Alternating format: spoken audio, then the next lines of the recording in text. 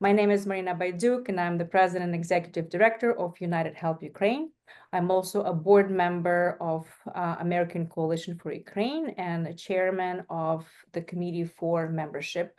And our organization, just like Nova Ukraine, Razom, UNWL, and others, are part of our work is to focus on advocacy for Ukraine here in the United States of America.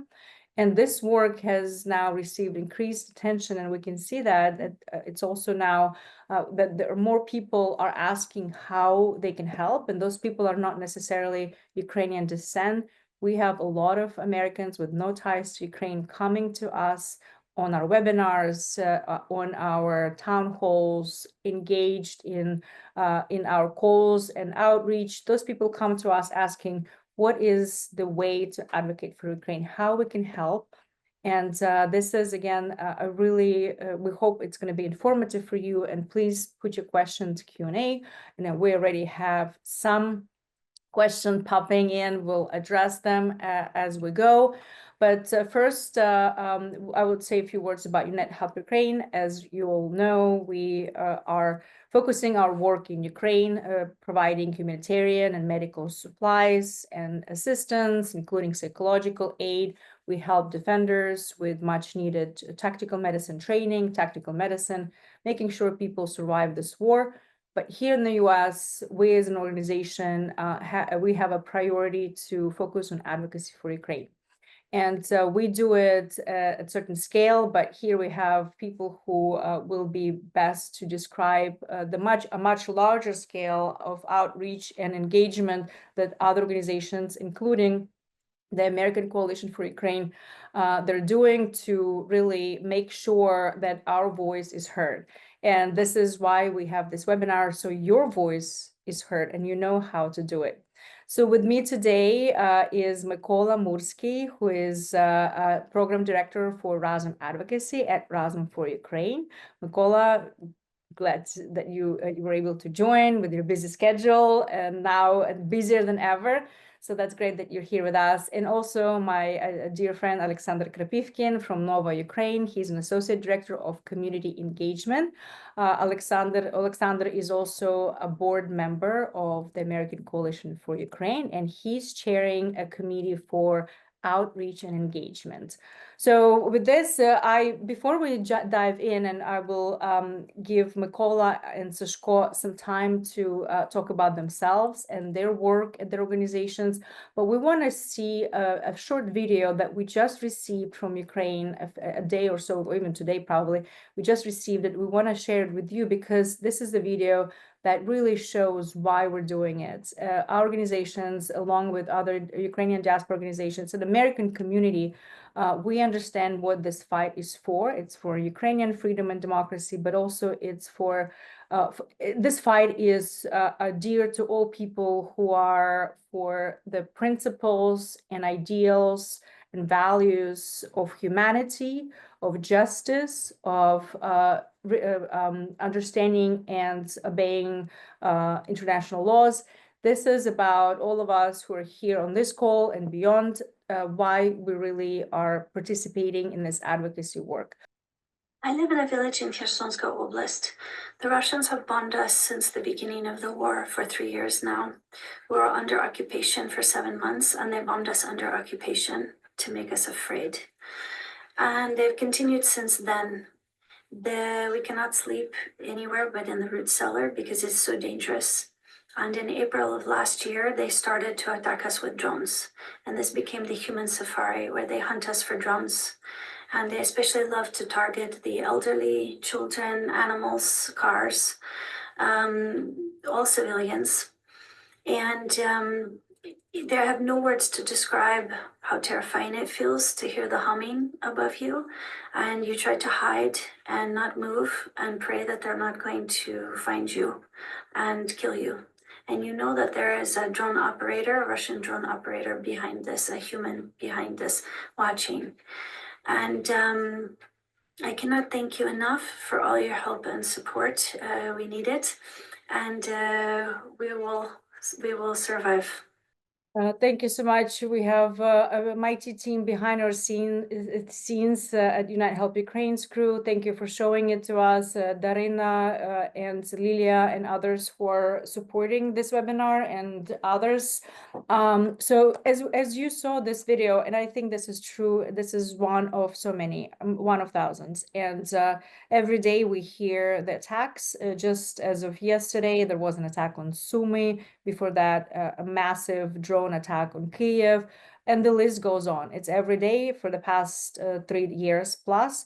And for the past 3 years plus, since the beginning of full-scale invasion and beyond, to be honest, we started advocating for Ukraine, and this is how Unite Help Ukraine started to exist as activists who gathered in front of the White House and started going to representative offices advocating for Ukraine back in 2014. And I know a lot of all of the same things were done at Razom and Nova, and we continue to do so now at a different scale, much larger and much more efficiently. So I will give now the floor to Mykola Murskyj. Mykola, can you tell us a little bit about yourself, your journey, and how you became interested in advocacy work, and how you started advocating for Ukraine? And again, for the past 3 years, Mykola has been absolutely instrumental, especially for Razom Advocacy, to establish this program and run it successfully, and really establish a lot of connections within the Hill that support Ukraine now. So Mykola, just tell us about yourself, maybe some insights of challenges working on the Hill, and also maybe some success stories that we all want to hear. Especially right now, we want those success stories. Yes, 100%. So hi, everybody. Very good to see you all. Marina, thank you very much for having me. It's a pleasure to be here with you and with Sashko. So I am the program director of Razom Advocacy. And, you know, when you asked the question of how did you first get involved in this world, I had to think back pretty far. It was in grad school. I was in grad school, and in the graduate student government, there was a legislative action subcommittee of some committee of the grad school government, student government.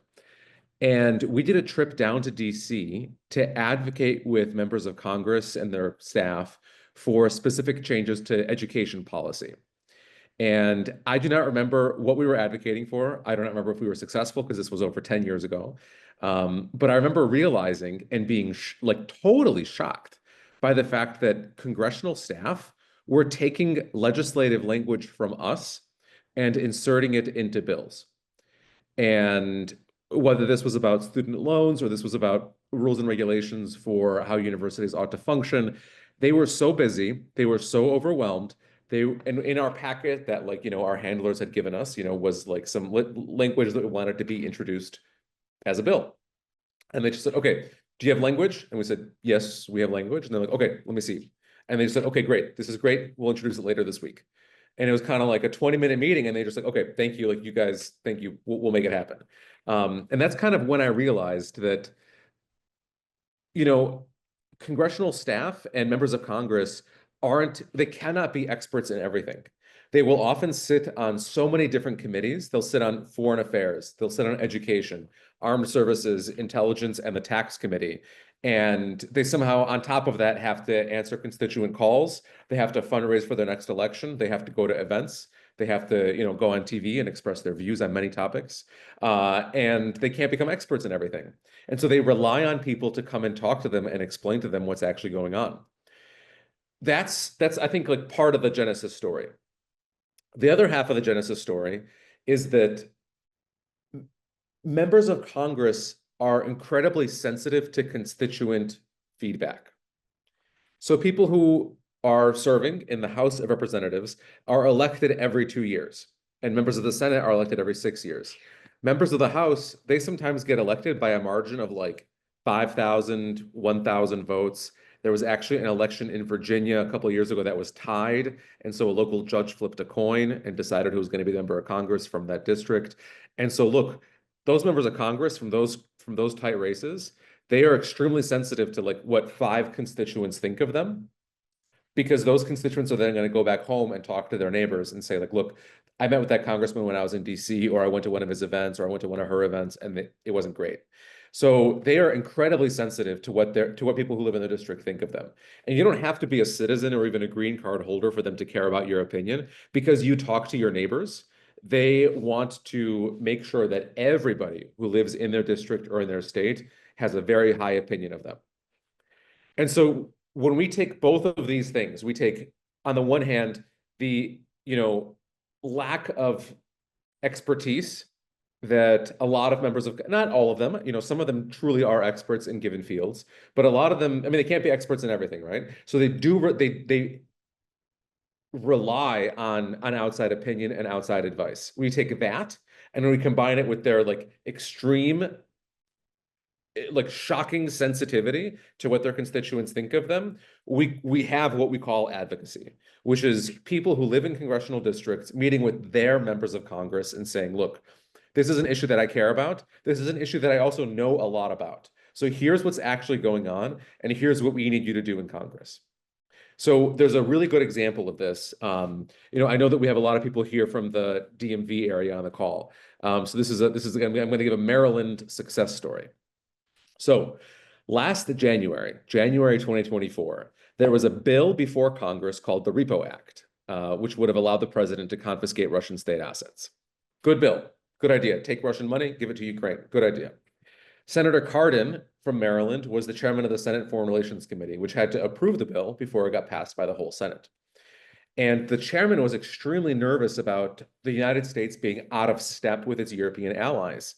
And so he introduced an amendment to the bill that would have only allowed the president to confiscate Russian state assets, and this was President Biden at the time, if the G7 countries were on board, like Germany, the UK, France, Japan, and how are you going to get all those countries to sign off on a domestic action that we want the president to take here?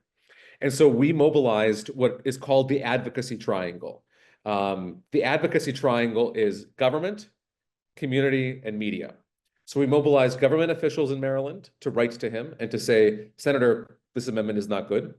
We mobilized the media. We had an expert letter that was that we wrote and that we worked with former Treasury secretaries and World Bank presidents to write to the chairman, and that was covered pretty extensively in the press. And then most importantly was the community. Marylanders came out and came to his office, both in DC and in district and in the state, and met with his staff and said, look, this is completely unacceptable. They called, they wrote, and they met in person with his staff. And by using all three corners of the advocacy triangle, we were shocked. After a week and a half, there was an announcement that this amendment was going to be withdrawn. And so the Repo Act was saved, and these authorities currently exist. The United States can unilaterally decide that it's going to confiscate Russian state assets and give them to Ukraine. So that's huge. Yeah. That's great. Mykola, tell us a little bit more about Razom for Ukraine work, how it was established back in 2022. And I remember this conversation with Dora, your president and CEO at that time, that's back in March of 2022, that this is one of the priorities for organization. And I said, this is amazing because we do need an organization leading advocacy efforts. And I know Razom has been a great leader in this. And I just want to kind of tell us how this advocacy program was established and what stage is it at now? Yeah, so advocacy for Ukraine in Washington has actually been around for a long time. As you mentioned, but in the United Help Ukraine and other organizations doing advocacy work in 2014. And then before all of us were the U.S. Ukraine Foundation and the Ukrainian Congress Committee of America and the Ukrainian National Women's League of America, all of whom have been doing advocacy for decades, and the Ukrainian National Women's League for a century. So we're building on a very solid foundation. In 2022, Razom was in its 8th year of existence. Razom was kind of a civil society bridge between the U.S. and Ukraine. And like all of our organizations, we went into emergency response mode in spring 2022. And we decided that we wanted to have an advocacy presence in Washington and kind of amplify Ukraine's voice to members of Congress, their staff, and folks who work for the executive branch. So right now we have 12 staff that are working full-time on advocacy. And we have two major directions. One is government affairs. So we have a government affairs team that works, every single day they're on Capitol Hill. They're working with members of Congress and their staff to introduce pro-Ukraine legislation, build co-sponsorship on pro-Ukraine bills, answer questions that they have, and try and flip hard no's to soft no's to soft yeses, and flip the soft yeses to strong yeses. And then we have a public engagement team that works with basically everybody who is not a government official. So community leaders in Washington and across the United States, labor unions, trade associations, fire stations in Shreveport, Louisiana. And that's a team of 5. So we have two main kind of like teams or lines of effort: the direct advocacy through the government affairs program, and then our public engagement team.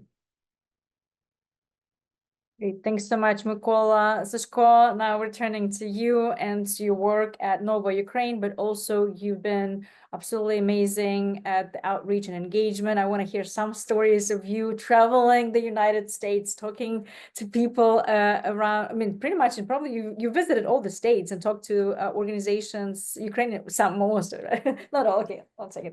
But no, it's really it's great because this is something what American Coalition for Ukraine is doing. Also, Sashko was part of organization called Klitsch that still is a very efficient platform for training our advocates and training delegates for advocacy work here on the Hill. And so tell us a bit about your background and so your role in both Nova Ukraine and the American Coalition for Ukraine and your previous role at Klitsch. For sure. Hi, everybody. What a delight and a pleasure to be here. And thank you for all the folks that are on this call. Thank you, Marina. Thank you, Mykola. It's always a pleasure to be in the company of these colleagues. So my name is Aleksandr Krapivkin, but feel free to call me Sashko. Everybody knows me as Sashko. And I'm originally from Kharkiv, Ukraine.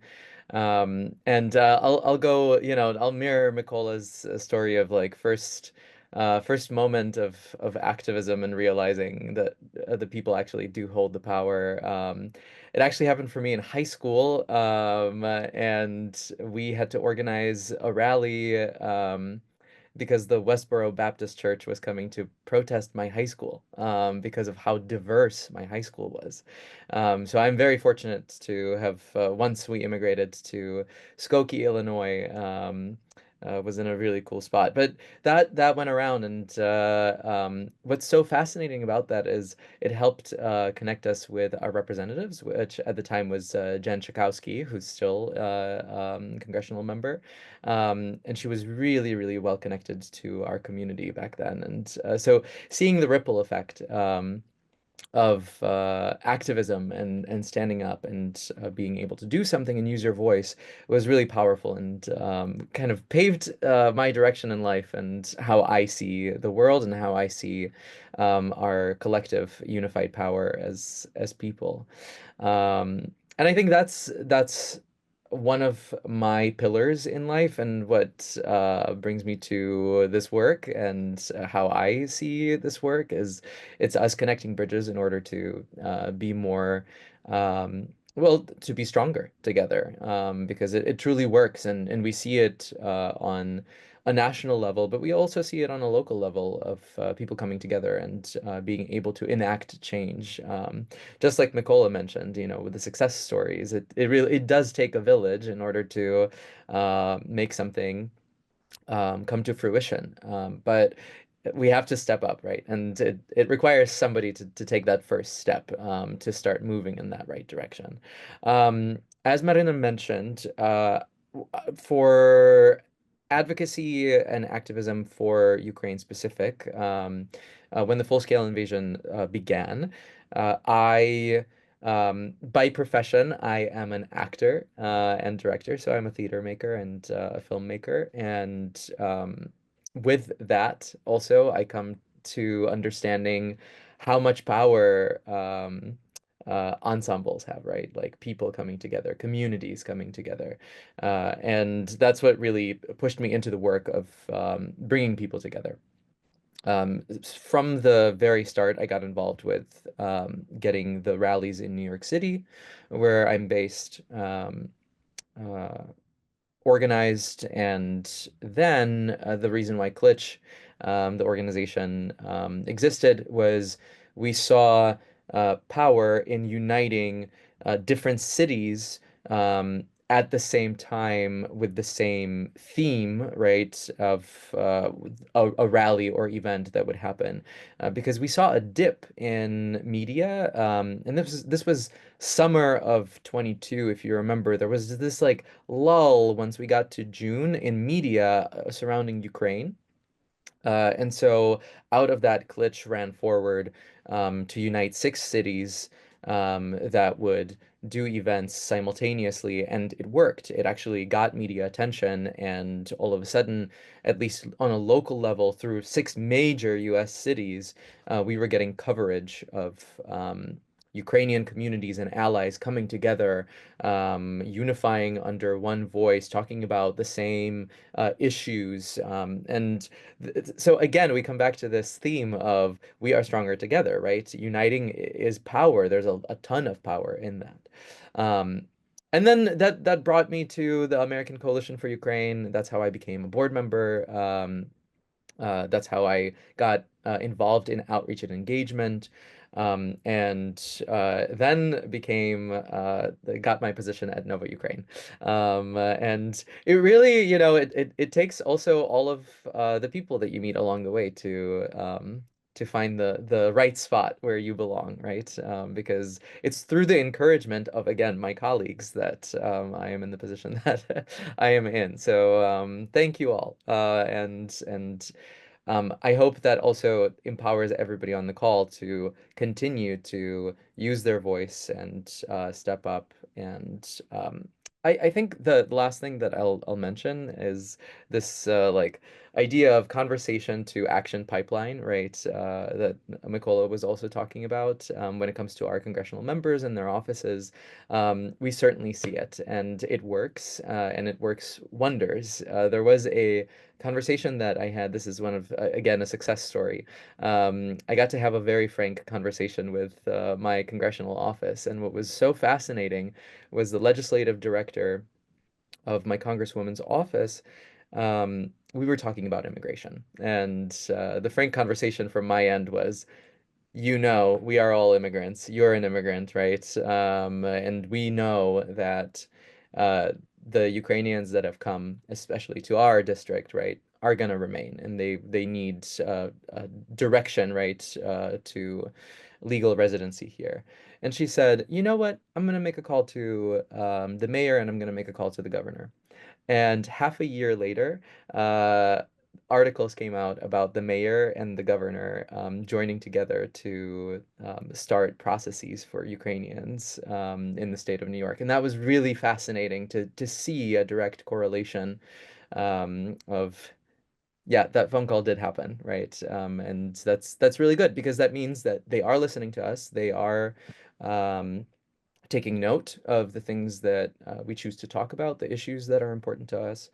Yeah, I'm sure we're gonna dig in way Oh, further into all yes. of this. Yeah. Absolutely. Thank you, Sashko, so much, both of you, for being here. And then Sashko and Mykola mentioned the ways we can engage the community. And Sashko mentioned several times rallies that are happening. And that's also a really good way of mobilizing the community. People can get together. It's for people to support a cause, but also get this networking done. You come to a rally with thousands of people, you meet important colleagues and friends who can tell you what are the next steps. So we will actually, all 3 organizations are part of the big rally. And I just want to mention it here that everyone on call, we have 143 people. If each person can reach out to 10 or 20, we will have a mass rally that is scheduled for April 6th. This is Sunday, April 6th. We are going to be standing for American values and supporting Ukraine.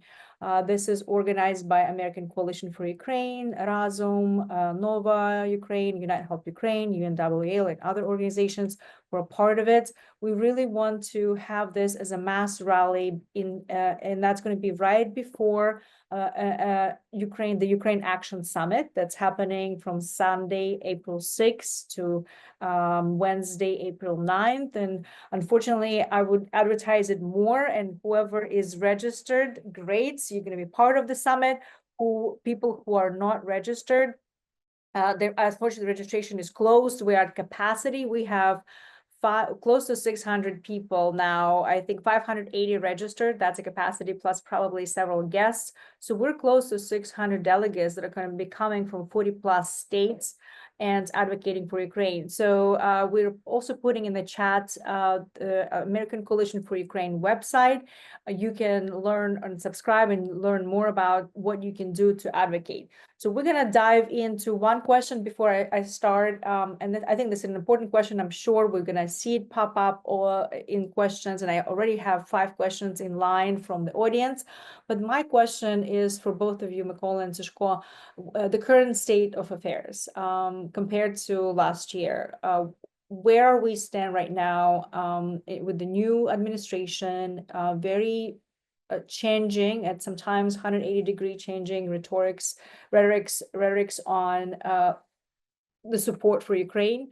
One week, we saw both humanitarian aid shut down, then we just witnessed military aid being cut and intelligence information sharing also being stopped. And then several days later, we see military aid restored, intelligence sharing restored. However, humanitarian aid has not. So that's a big problem for Ukraine.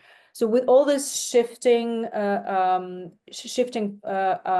rhetorics and shifting messages on Ukraine's policy, where do we stand right now? And in your mind, how do we approach representatives that might be aligning themselves with the new administration and also sort of turning their backs on Ukraine support?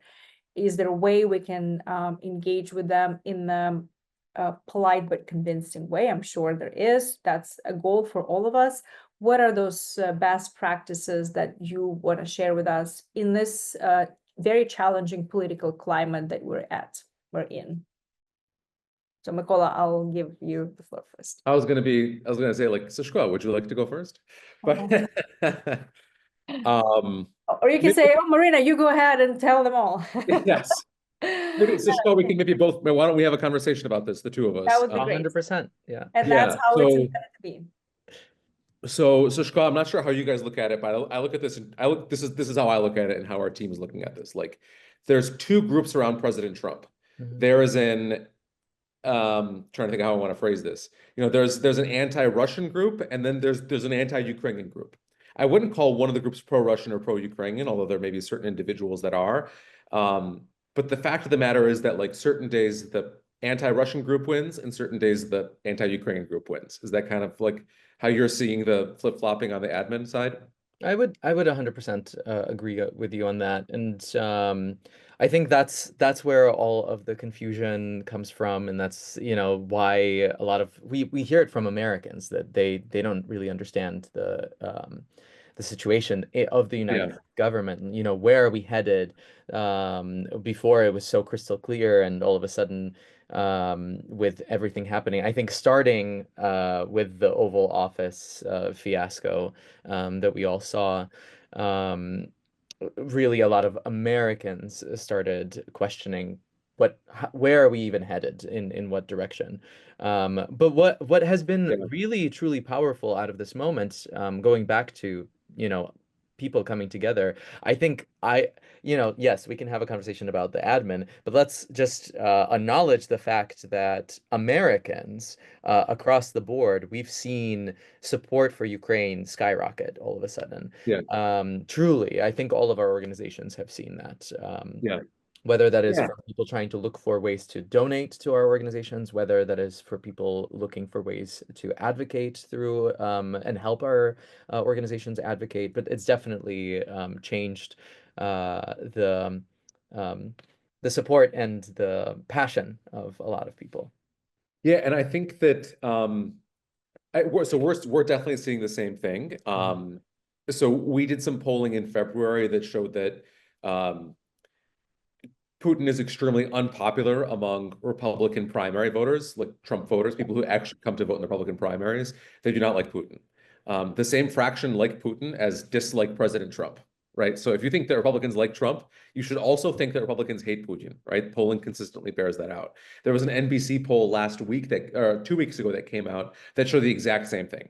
So any kind of rhetoric that we would be seeing from the administration that's like anti-Ukrainian is hugely out of step with the Republican base.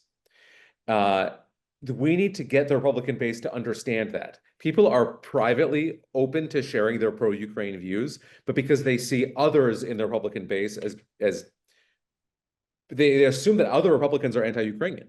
And so they don't want to speak openly about it, right? But like, Sashko, like our public engagement team, when they're doing stuff in Louisiana or Texas or Florida, and they're talking to, hardcore Trump voters, the first thing they say when our team says that they're here from Razom for Ukraine, they say, "Oh, I'm praying for the people of Ukraine." That's the first thing that they say, right? So I think that the question, like, so if we put these facts together, right? Like we have two groups around the president, an anti-Russian group and an anti-Ukraine group, and different groups kind of win or convince the president successfully on different days. Separately, my hand is disappearing because of the background thing. Separately, we have like a MAGA base that is actually very anti-Russian and under many circumstances wants to support Ukraine aid. And then here we have members of Congress who are just like confused and don't know what to do. And they are waiting for some kind of external pressure. They are waiting to either be told by the administration whether they're supposed to be anti-Russian or anti-Ukrainian, and they're waiting from their constituents to tell them what to do. And so our job, I think the job of all of us who are here on this call, is to play a role in that process. Members of Congress are waiting. They do not know what their opinion, where they're supposed to go, Republican members of Congress. And so, like, I think that we can't affect this, like admin, executive, exec legislative relations. Like, that's not something that we can play a role in. But, the horizontal line, we can certainly play a big role in that, and we have to. Members of Congress, they are waiting. They are waiting to hear from their constituents whether they support anti-Ukrainian measures that the administration is, vocally considering, or whether they don't. And I think that on this as well, because we're talking about affecting congressional offices and being able to have these conversations, and I always hear from folks who live in like blue bastions like Massachusetts, Rhode Island, what have you, but they think, what can I do? I can't really do anything. But we are human beings, meaning we've lived full lives and we continue to live full lives. I bet that you know people who live across the country, and those people know people who live across the country. This is really one of those cases where, like, yeah, you want to call Aunt Linda who lives in rural Ohio. Absolutely. You want to have that conversation. Maybe it's an uncomfortable situation where you have to educate a person and deliver them facts. But how I advise to do that is not to force anyone into it. I think there has to be an invitation, right?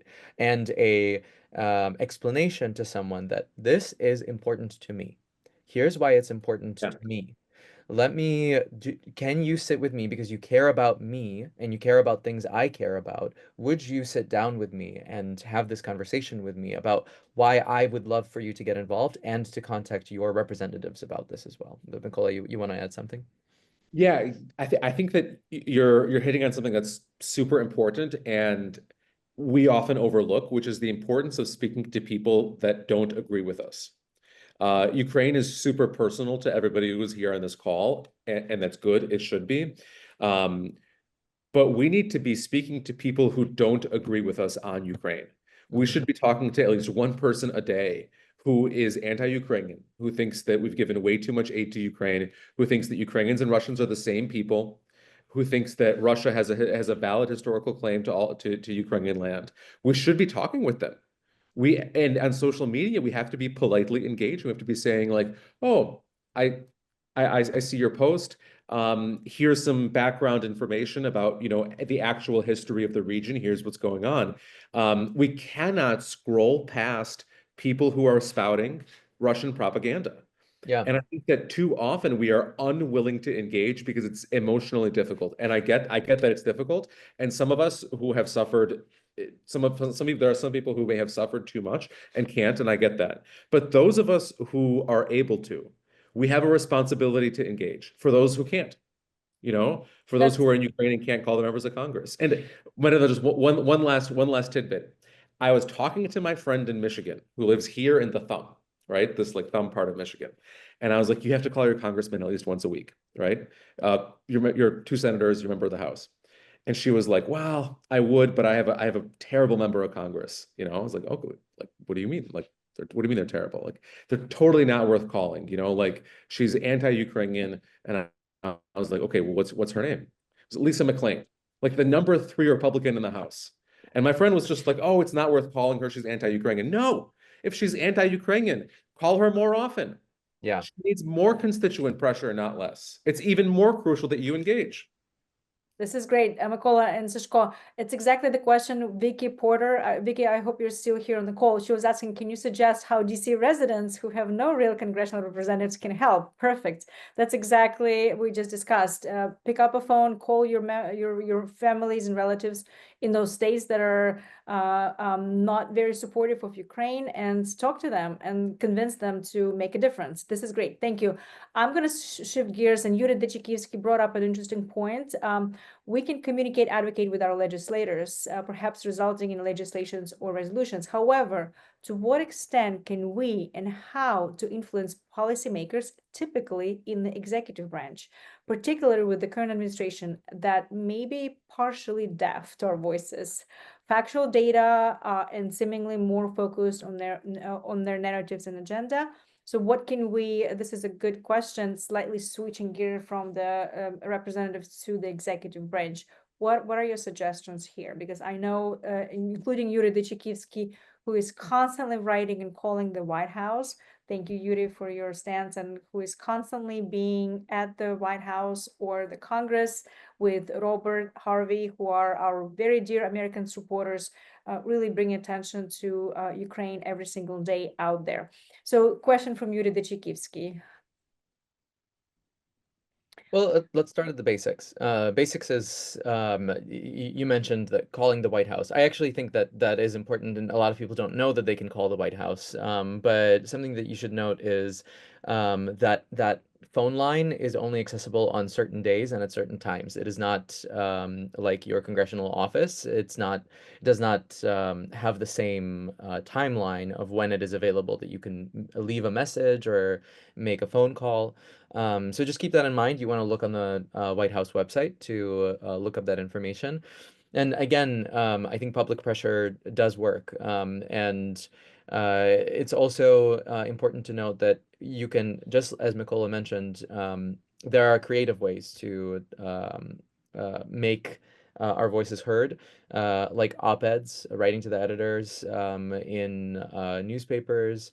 There are other ways that we could also be influencing the executive branch. But Mykola. Yeah, I think that's exactly right. They may not listen to my voice, Mykola Murskyj's, but if I'm able to mobilize a specific pastor and have him make the call, if I'm able to mobilize a member of Congress that they respect, or a former general, or get a letter to the editor published in an outlet that they read, I think that can be effective. The administration officials don't make any secret of which shows they watch and which blogs they read and which YouTubers they are watching online. And so we have a blueprint of how to engage with people that are there. It is more difficult than members of Congress, but can also be significantly more fruitful. Great, thank you very much. Adriana Melnik has asked very similar questions. She was asking for those in blue state where our reps already support. She says she calls and thank them. Thank you very much. That's a great strategy. We all do that. And she was wondering if it's worthwhile to call reps in red states, even though I'm not a constituent. I can actually speak to that really fast. I don't recommend it because you're a constituent in a very specific area. And so if you call an office and tell them I don't live there, they might politely tell you, well, thank you for voicing your opinion. But unless, for example, you call Mike Johnson's office, right? Because he is Speaker of the House, and so he now represents, yes, he has a constituency base in Shreveport, Louisiana area, but he also is representing on a national level. So that would be an opportunity to then make a phone call to that kind of line.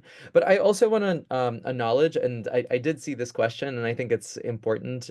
There are creative ways to still do work on a more local level that perhaps we're not even thinking about. Because yes, we're thinking about federal, but Mykola and Marina know that for Nova Ukraine, for our advocacy team, we're looking at how can we affect state legislation.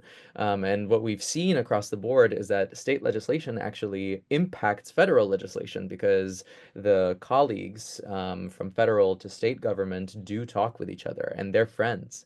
They're on a first name basis. So we often overlook our state legislators who go to our state capitals, but that is a mistake. We should absolutely be working with them. And so I'm happy to continue that conversation with anyone who wants to. I'll make sure that United Help Ukraine can send out my contact info if folks want to get involved on a state legislation level within their states and seeing if something can be pushed through. Actually, there's a focus in Massachusetts right now at potentially cutting off Russian investments in the state of Massachusetts, and that's very interesting. But Mykola, do you want to add anything to that question specifically? No, Yeah, that's that's pretty great. covered. Yeah, definitely. To the root of the question, it is not advisable to call an office that does not represent you. What would be better is if you took the time to find somebody who lives in that district and on a human level make a connection with them, right? And then help them call their representatives. Yep. Thank you, Sashko. So here's the question. It's more like a comment, but it's also related to what we do. A person in Massachusetts, Sashko, you were just talking about it. So they're saying, how do I find groups and rallies in New England to connect with? Same for people in other areas. What a wonderful question. I mean, in Massachusetts, you should always look to your local organizations. That's number one. Massachusetts has a really strong one. It's the Ukrainian Cultural Center of New England, and they're very strong on this. And they have a great activist environment for Massachusetts. But let's talk about it on a national scale. A great way to get involved is through the coalition. So one, if you are thinking, even somewhere in your mind, you're thinking, I just want to be more involved. I want to stay up to date with advocacy efforts across the board. Then what you should do is you should join our chats. And there are ways to join our chats. And we can get that information out to folks who are on this webinar as well and follow up with you. But through those chats, you will stay up to date with local events, local rallies, because there are people who are like-minded in those chats who also want to share that information and want to become friends with you and want you to be more involved. So definitely there are ways to get involved. Thank you. That's great. And Sashko, also a question to you before I let you go for 5 minutes to prepare for our phone call. So the question is how to find the delegates. I think that you just addressed it from the area, right? Delegates and also the state leaders that we have who will be making delegations and talking to them and making sure that they're coming to our next Ukraine Action Summit. What a great question, because this really goes in line with outreach and engagement. And so I shall share an anecdote. And the anecdote is that about a little over a year ago, a small team of us had a dream. And the dream was because Mike Johnson was elected into his position, we saw that Louisiana is now one of the most important states in the entire nation, and that district, which was District 4 at the time in Louisiana, was the most important district in the United States of America. And so the little dream of, there were about 5 of us, was we are going to have a delegation from Louisiana who will come to the summit. And we did. We found people. But we found 2 people at the time. And so we took that win, right? Because the goal was small. So start with small goals, but have the long-term goal. And we'd love for you to be more involved with outreach and engagement if you want to be through the coalition. I think it would be amazing if we could get 136 people involved in outreach and engagement. Imagine the amount of outreach and engagement that each individual could get done in that case. But the little group of us, we were able to secure an amazing delegation leader from Louisiana, who, after her first time coming to the summit, she was so empowered and inspired by it. An American who had nothing to do with Ukraine, that she wanted to come back. And she did come back with a delegation that covered every single district in the state of Louisiana. So yeah, we started a year ago with nobody, but then for the following summit, we had every single district covered in Louisiana. And for this summit, we have a delegation of about 13 coming from Louisiana. So, and that's huge, you guys. That's actually not, and that's not 13 people coming from New Orleans. That's people coming from all across the state. So this is really major. And it just speaks to the power of plant the seed, watch it grow, water it, it will grow by itself. You don't need to, we're not asking you to give up your lives for connecting with people, but finding people is really simple. How did we find those people? I looked up a newspaper article and I found a name and I called that newspaper and I said, could you put me in touch with that person? We found a social media post. We contacted that person and we made a cold call and took a risk, right? So that's all it is. But it is about making a human connection. One thing is if I were to go to Mykola and say, hey, I see you're from Michigan. I really need you, pal. Why don't you come down to DC for me? That's not going to work, right? On a human level, I want to know about Mykola. I want to know why he cares about Ukraine. What his experience was in Michigan when it comes to Ukraine and how his community looks like, and talk about why I think he would be an amazing advocate, and why his voice matters. It's about empowerment and inspiring people to be the best advocates that they could possibly be.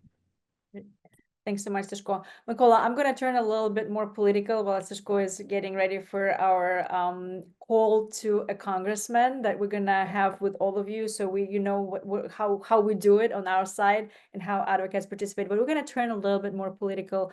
And so there are a couple of questions that I want you to comment. One of them is from Lyle Dennett.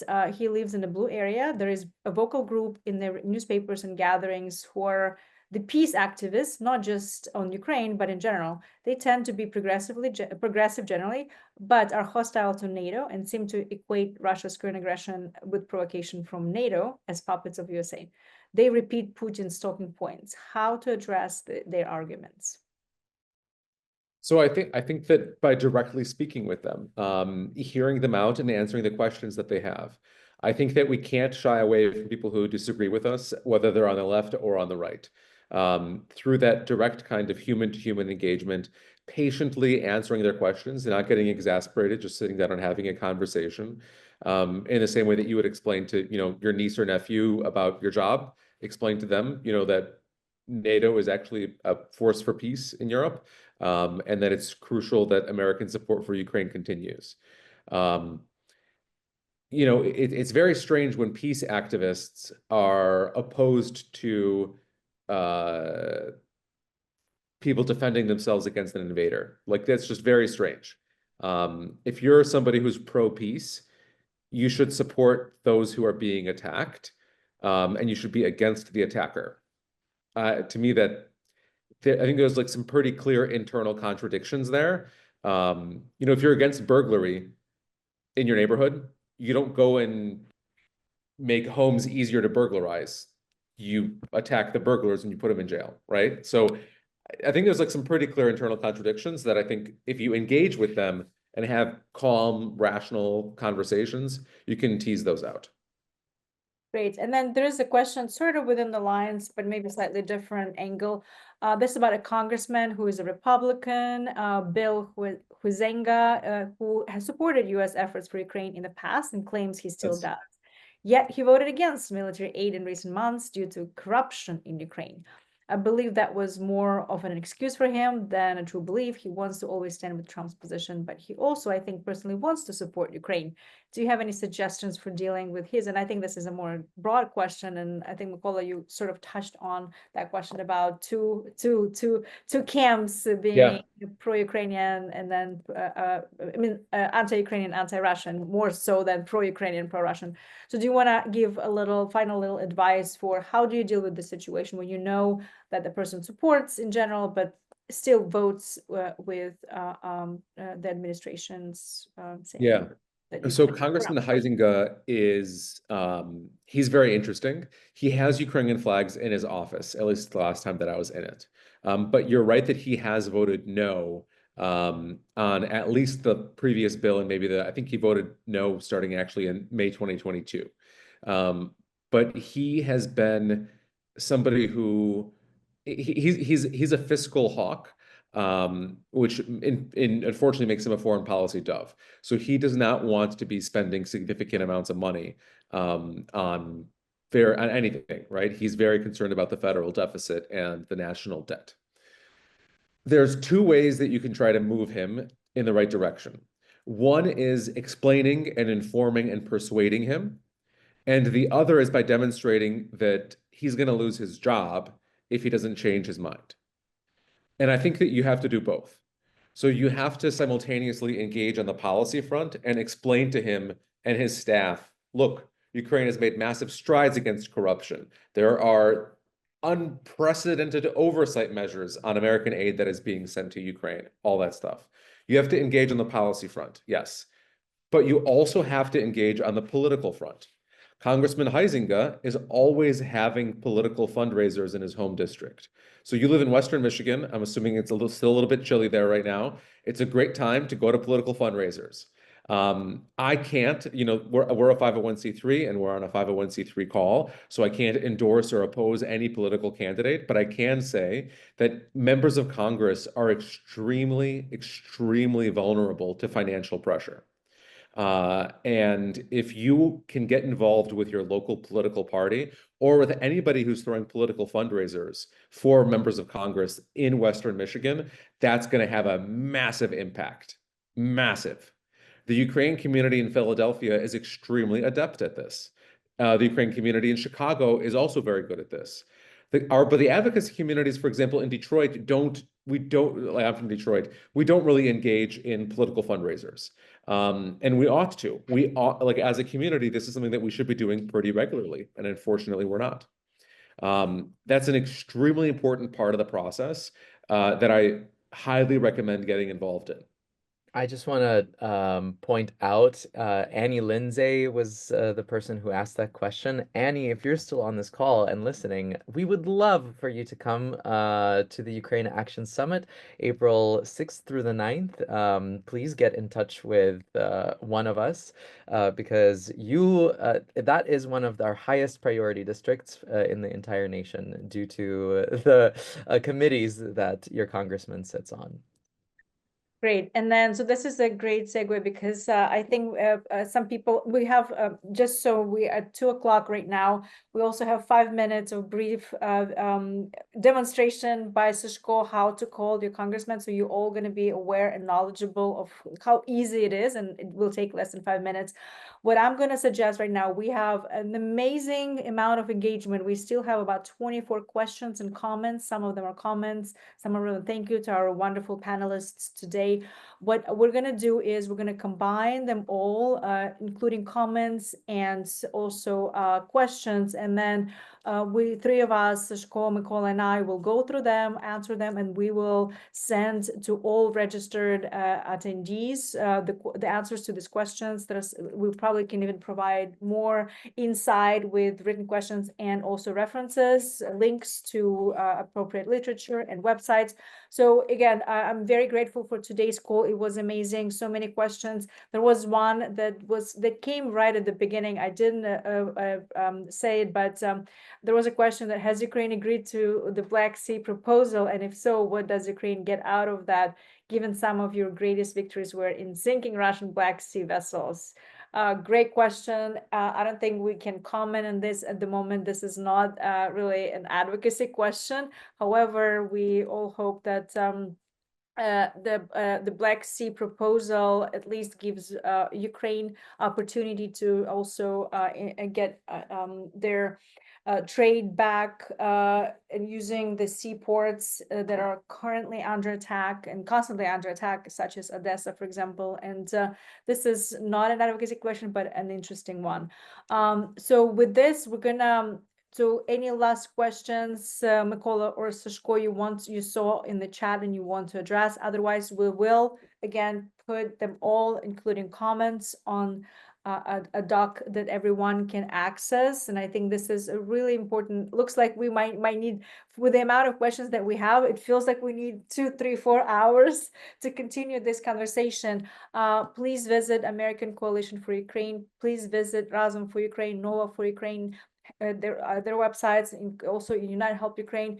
We will tell you on our websites, you might get more information, but we will definitely be sharing with all of you all the single answers to all the questions. We will try to answer them.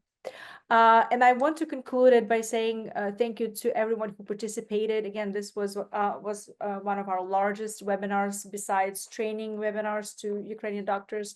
And this is, again, a great initiative for all of us to come together and learn how to advocate for Ukraine. And we had amazing conversation with Sashko and Mykola. We will continue providing those webinars or / dialogues that I call the just conversations with people who are experts in the field, who are the best that we can get. And so with this, again, Mykola, Sashko, thank you so much. I'll see you soon. For those who don't know what American Coalition for Ukraine is or are not familiar with our organizations, we just posted again the websites. And for American Coalition for Ukraine, it's the alliance of organizations that are based in the United States that are advocating for Ukraine. At the moment, we have close to 40 organizations probably that are officially members of the coalition. The coalition is growing. Razom has done an amazing job initiating this important effort to bring a lot of organizations together. Nova and United Help Ukraine were founding members of the coalition together with Razom and others such as UNWLA. And this is, again, a great resource for your communities to use, but also we will be definitely growing some of the questions that you already asked us, such as social media kit, how you answered this question. We'll have those facts there, so subscribe or visit our websites. We will be engaging with you on regular basis. And with this, I wanted to Sashko, we asked Sashko to share your screen and show us basically how easy it is to call your representative. Cool. And I saw a lot of folks were also inquiring about how to get involved. We posted the email outreach at American Coalition for Ukraine. And we'll make sure to connect with you. Let's get those rural Indiana communities involved. That's awesome.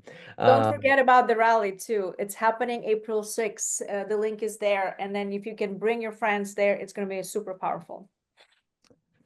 Awesome. What we're gonna do now, we got 100 people on this call. We're gonna make a call to our representatives. One call this time around. You don't need to call your senators just for time purposes. You can do that on your own time. But right now, we're just gonna show you how simple it is to make a phone call to your representatives. So you saw the link that goes to the American Coalition for Ukraine. That's what you're gonna want to click on. Get to the page for the coalition, and it should look something like this, where you're on the website for the American Coalition for Ukraine. And if you scroll down on that homepage, you'll see there's a call to action. And this is such a great tool because right here, there's a map of the United States. And so if I scroll in, you can actually find exactly where you live and you can go directly to your district. So I'm going to my district. I live right here in New York 7. This is exactly where I won't show you exactly where I'm making this call from right now, but Area 53 Adventure Park is exactly where I'm calling from. And this is my representative's office. So if I scroll down, there's a little script for your senators as well to call them, but then there's a phone number for your representative, and that's the one that I would love for you to get to. And we all have our devices with us, so we have our phones. All you need to do is look at that office phone number, so you can dial that number right now along with me.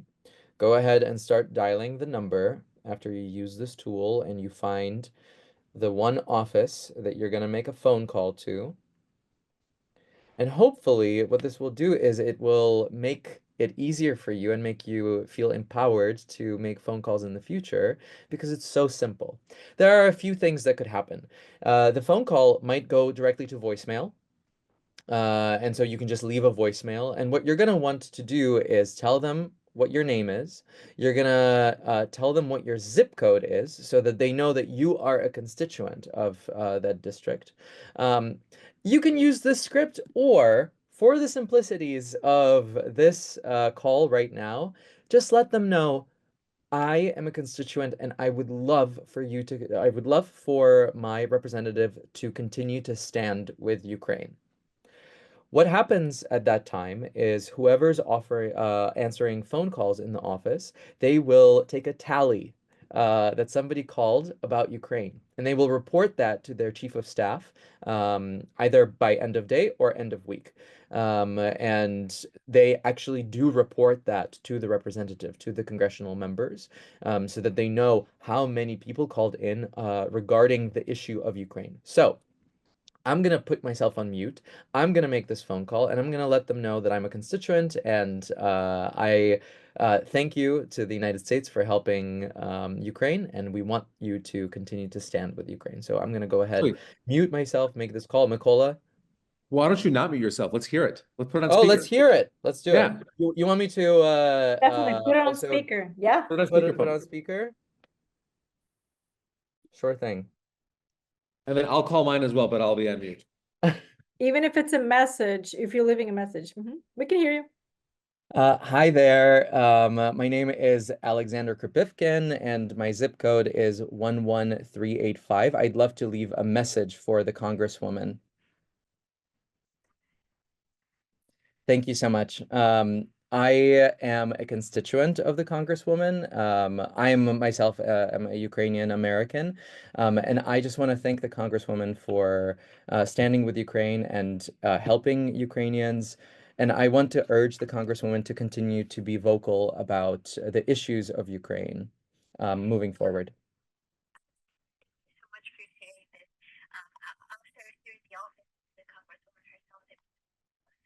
Thank you so much. I hope you have a beautiful rest of your day.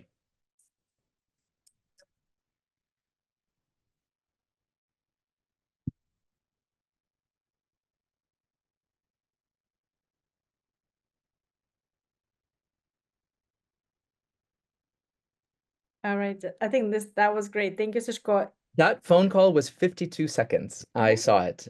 That's how easy it is for you to call your offices. And what we've heard on the Hill, and Mykola will agree, that they love hearing from our supportive constituents, and we tend to call them quite a bit, right? We continue to call them, but especially the Republican offices said we would really love to get 100 calls one time about Ukraine than 10 calls, 10 people calling 100 times. Really, this is an opportunity for you to get others involved in your districts.